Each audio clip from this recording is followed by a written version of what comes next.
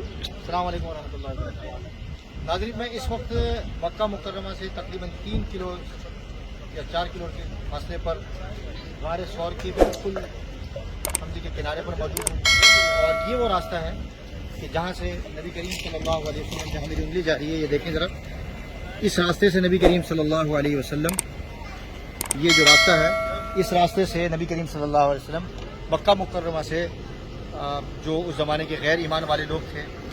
ان سے اوجھل ہونے کے لیے اور مدینہ طیبہ اللہ تعالیٰ کے حکم سے ہجرت کرنے کے لیے تشریف لائے تھے. یہاں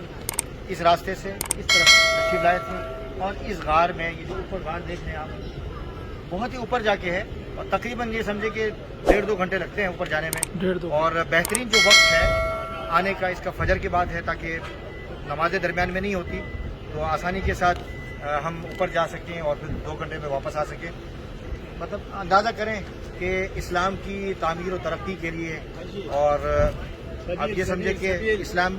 اسلام کی جو جد و جہد کا جو آغاز تھا وہ اسی مقام سے شروع ہوا تھا، اور اس کے بعد پھر مدینہ طیبہ نبی کریم صلی اللہ علیہ وسلم تشریف لے گئے تھے، اور وہاں پھر اس کے بعد پھر جو حالات آئے تھے وہ آپ کے سامنے ہے تاریخ کی کتابوں میں. تو اس مقام پر آنے کا مقصد یہ ہے کہ ایک تو یہ کہ یہ مقام دیکھنا کہ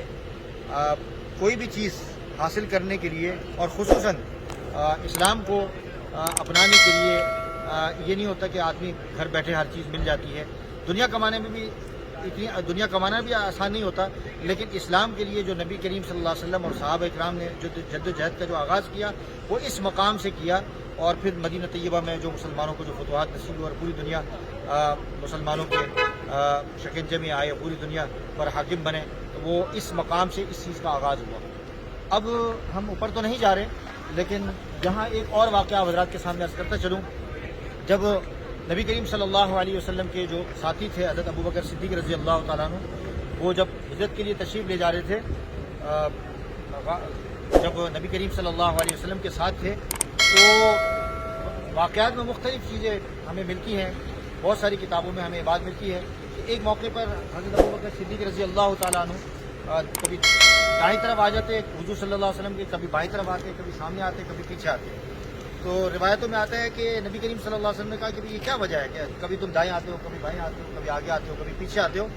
تو انہوں نے یہ ارشاد فرمایا حضرت ابو بکر صدیق رضی اللہ تعالیٰ نے کہ مجھے خطرہ ہے کہ کہیں تیر آپ کو پیچھے سے نہ لگ جائے،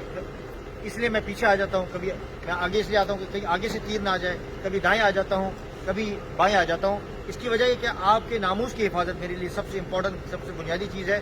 اندازہ کریں کہ حضور علیہ الصلوۃ والسلام کی عزت و ناموس کی حفاظت ابو بکر صدیق رضی اللہ تعالیٰ نے اپنی زندگی میں اس پر کتنا کلیدی کردار ادا کیا، اور اس کا آغاز یہاں سے ہوا. اور پھر اس کے بعد مسیلمہ کذاب کا مقابلہ ہوا. آپ نے دیکھا کہ وہ 1200 صحابہ کرام رضوان اللہ علیہ مجمعین نے کس طریقے سے اور کس محنت اور کس جد و جہد کے ساتھ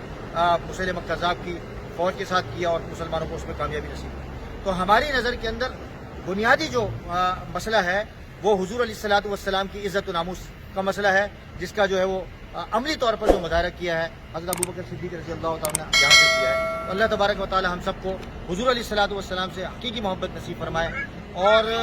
بہت سارے واقعات ہیں اس زمن کے اندر انشاءاللہ العزیز. پہ پہلا موقع نہیں ہے، دوسری مرتبہ میں تیسری دفعہ آیا ہوں، کیونکہ میرے پاس وقت کم ہوتا ہے، اس لیے میں اوپر نہیں گیا. ہمارے کچھ رفقاء ختم نبوت ہمیشہ اوپر بھی جاتے ہیں. انشاءاللہ العزیز پھر آپ کو اوپر بھی لے جائیں گے اور اوپر سے بھی دکھائیں گے غار ثور. 3 دن تک نبی کریم صلی اللہ علیہ وسلم اس مقام پر غیر ایمان والوں سے اوجھل میں رہے. اور اگر کبھی کبھار کوئی ایسا واقعہ آ جائے کہ کبھی کہیں چھپنے کی ضرورت پڑے، تو ہمارے بزرگوں کی، ہمارے اسلاف کا ایک طریقہ یہ رہا ہے، جیسے حضرت حاجی امداد اللہ مہاجر مکی رحمۃ اللہ علیہ، اور اسی طریقے سے مولانا قاسم نانوتی رحمۃ اللہ علیہ نے اسی طریقے کا عملی مظاہرہ کیا کہ اس زمانے میں ہندوستان کے اندر جب مسلمانوں کے ساتھ مسائل چل رہے تھے تو وہ 3 دن تک چھپے رہے، اور اس کے بعد پھر ظاہر ہو گئے. تو اللہ تبارک و تعالیٰ مسلمانوں کو دین کے حوالے سے سمجھنے کی اور صحیح فہم نصیب فرمائے. السلام علیکم ورحمۃ اللہ وبرکاتہ.